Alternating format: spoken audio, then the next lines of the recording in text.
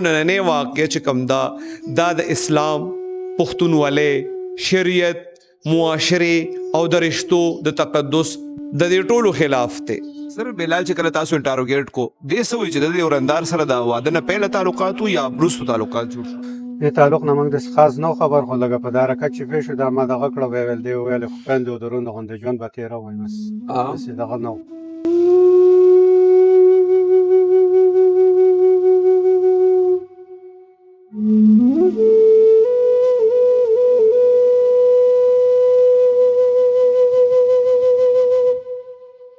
دعا وخت کې ما په قاتل باندې دا دعا وکړه ما چې تاسو دعا وکړئ چې الله تعالی دا ظالم مونږ ته په ګوتو راکړي. نو هغه وخت کې هغه امین کې ډېر جنجناهټ هغه لهجې کې و دغه فیس چې دی هغه چغې واللې دغه باډي سټرکچر چې دی هغه ماته چغې والې. ما دواړه طرف ته لاسونه غوڅ شو، کور مې تباه شو، یو په جیل او بل په قبر و. یا پښتو خلک یې زنانه په هغه یو ځای بل ځای ګرځه. نو بس زه دواړه طرف ته غر کې مور مې مړه پلار مې مړه خپله د 15,000 روپو څوکیدار. بلکل دی و چې د واده نه مخکې د دې تعلقاتو بیا چونکې واده وشو نو هغه منځ کې دوی چونکې رشته دار وو نو چې کله دا کور ته راغله نو بیا نوره مسانه شو ورته.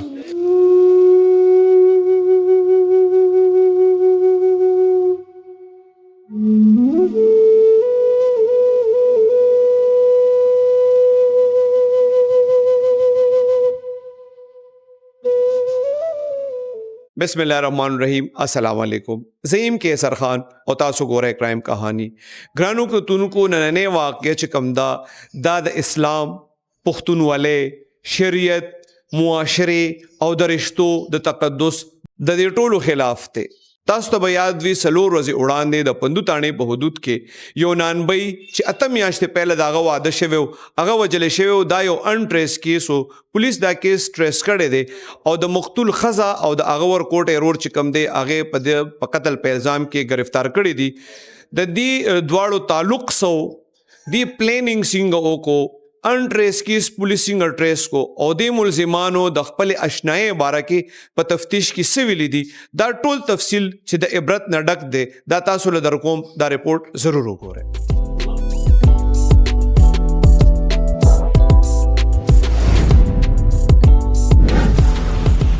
ګرانو کتونکو ایس پی فقیر آباد ډیویژن ارشد خان سره به خبرې کوو. ارشد خان پولیس واقعي چې یو ډېر مطلب 3 ورځو کې کیس چې کوم دی هغه هم ټریس کړی دی ملزمان هم نیولي دي. سر د نانبی د قتل دا وکوه کله شوی و څنګه شوی و سر پولیس ملزمانو ته څنګه ورسېد؟ بسم الله الرحمن الرحیم. دا په 27 تاریخ باندې د سهار اطلاع ملو شوه چې یو نانبی په خپل دکان کې چا قتل کړی دی. په هغې کې چې موږ کله FIR وکړو او کار هم پې سټارټ کړو نو چونکې دا شی داسې و چې انټریس کیس و نو ټیکنیکلي او هیومن انټیلیجنس استعمال مونږ وکړو. مونږ ته پکې څه لږه کلو میلاو شوه چې دې کې د ورور او د چې کوم مقتول دی د ښځه دې پکې ملوث دي. بیا مونږ هغې انټروګیټ کړه او مخکې پکې روان شو د هغې CDRs د هغې نور چې دومره څه مونږ ته څیزونه په کار وو په هغې مونږ کار وکړو. نو معلومه شوه چې کوم مقتول دی لیاقت د هغه ښځه تقریبا چونکې د دې واده 8 میاشتې مخکې شو نو د دې د ښځې او د ورور بلال د دې د واده نه مخکې د خپل منځ کې تعلق و. بیا چې کله واده وشو نو چونکې دا لیاقت چې دی خو نانبی و دی به سهار ووتو دغسې ماسپښین به راغی بیا به چې ماښام ووتو د شپې لیټ به راتلو. نو بیا دې خپل منځ کې پلانینګ وکړو چې دا د لارې نه مخې نه لرې کړي او په یو منځ کې یو دوی اټمپټ هم کړی و. بیا چې کله دې د پلانینګ کوو نو دته کس پکار و ځکه چې دی په موټرسایکل به راتلو او فایرینګ به یې کوو. د ده یو بل ملګری عدنان چې د هغه په موټرسایکل باندې دی راله د فایر وکړو خپل ورور یې وویشتو او بیا د هغه ځای نه دی وتښتېدو.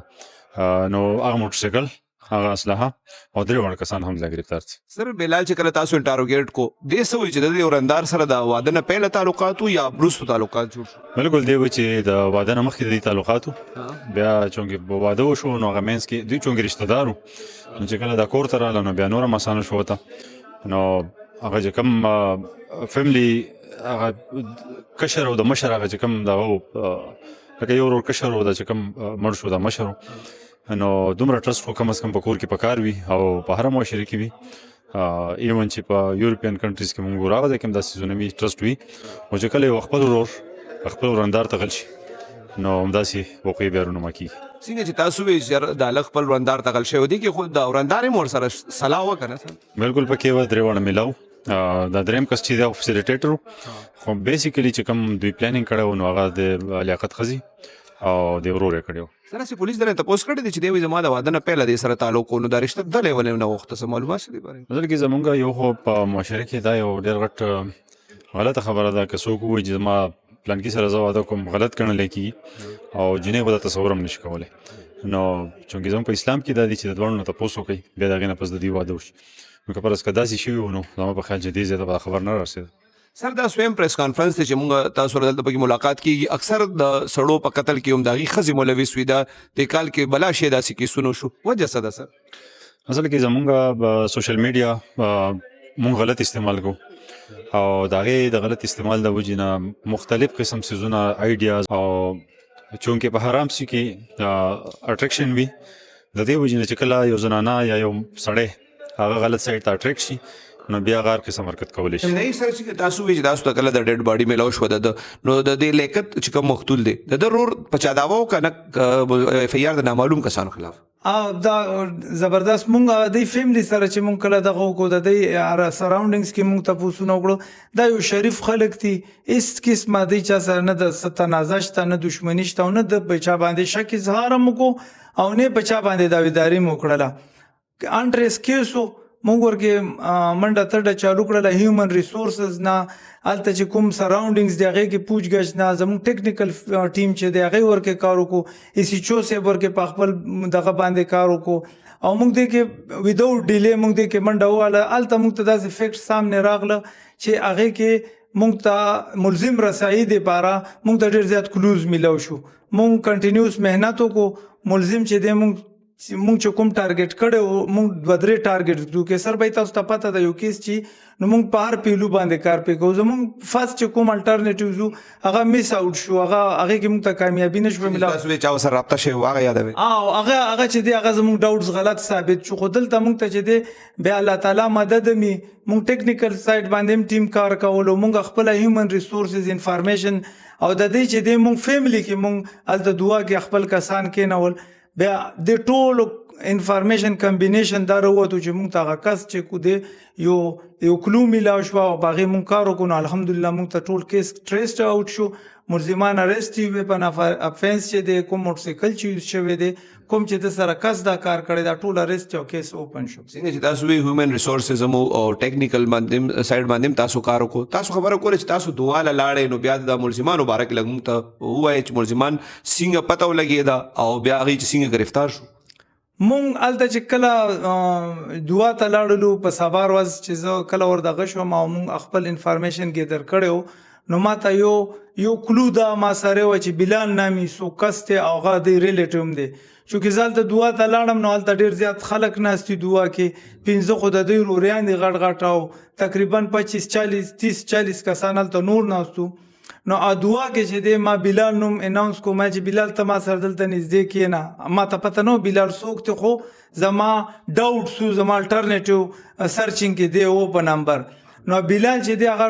یاد ساته غل سړی ټول نه وروستو ودرېږي تماشه کوي نو هغه ټول نه بیک سایډ کې ناستو او هغه زما په دغه باندې چې راپاسېد نو هغه باندې एकदम یو کپي یو هیزیټیشن غوندې ولګېدلو یو غبراهټ غوندې او هغه په دې ټایم کې هغه کاونټینګ والا کاونټر هم چې دی هغه ما چې ذکر میکر کوو نو هغه لاس چې دی وایبریشن ټایپ کولو دغه چې فیشل جسچرز ته ما وکتل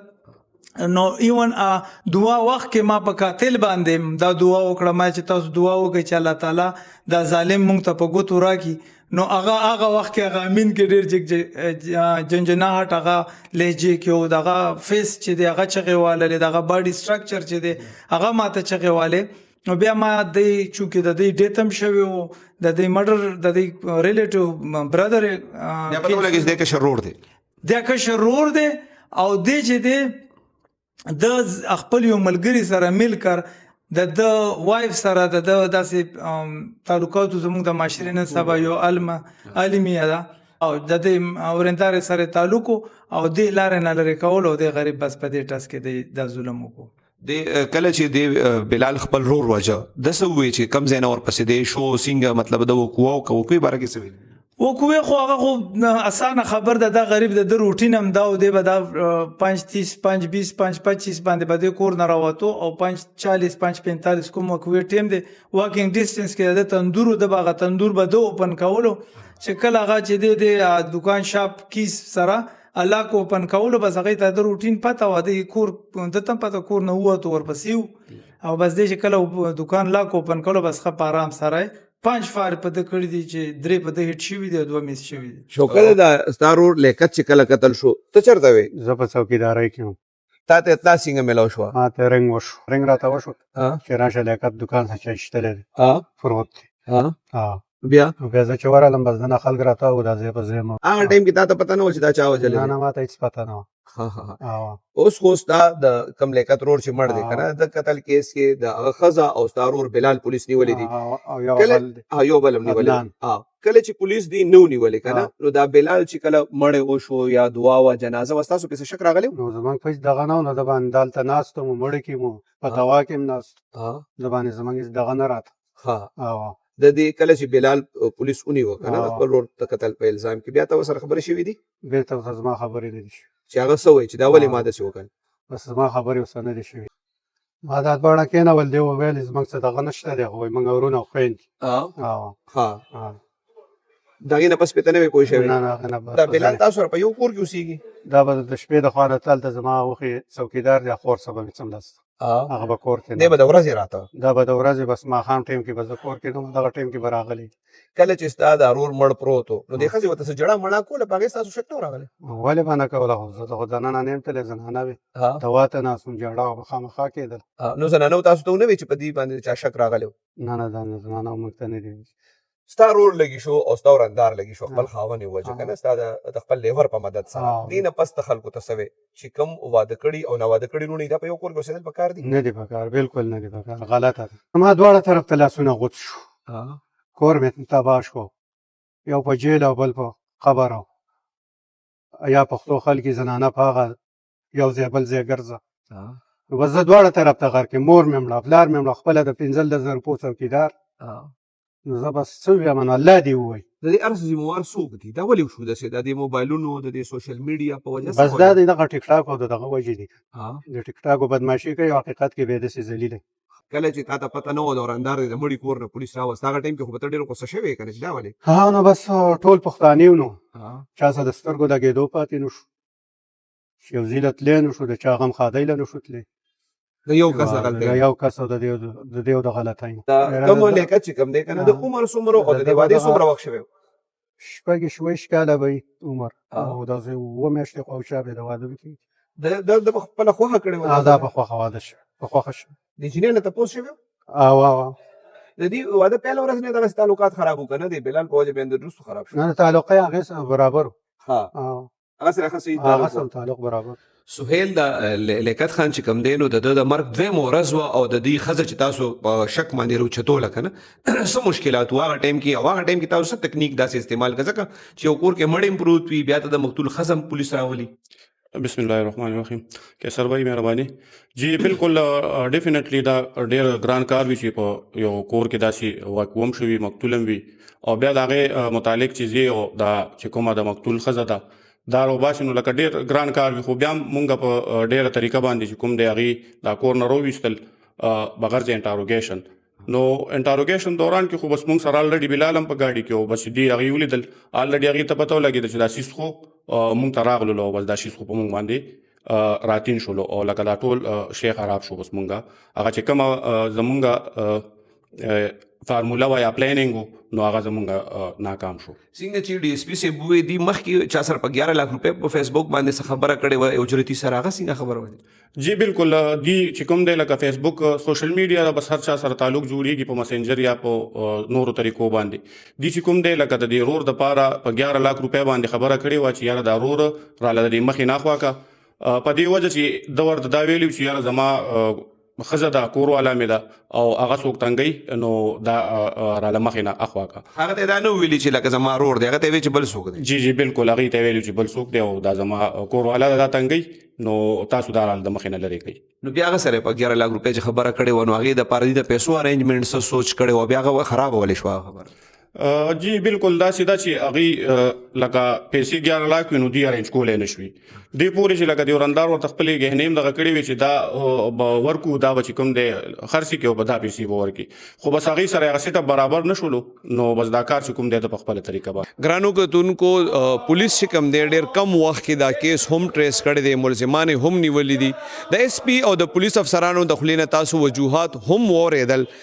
یو خبره چې کوم زمون د پښتو په معاشره کې ډېره مطلب دا د خلک تپوس نه کوي هغه دا ده چې اکثر داسې واقعات وي څنګه چې تاسو وریدل چې د دې ملزم پهله نه د خپل رشتہ دار د ورندار د واده نه پهله خوښه وه خو مونږ پښتانه چې کوم دی په رشتو کې په دې عمرونو کې د اکثر د هلکانو نه هم تپوس نه کوو چې یاره ستا څه خوښه ده او ستا څه نه ده خوښه بیا د جینکو خو بالکل مونږ تپوس نه کوو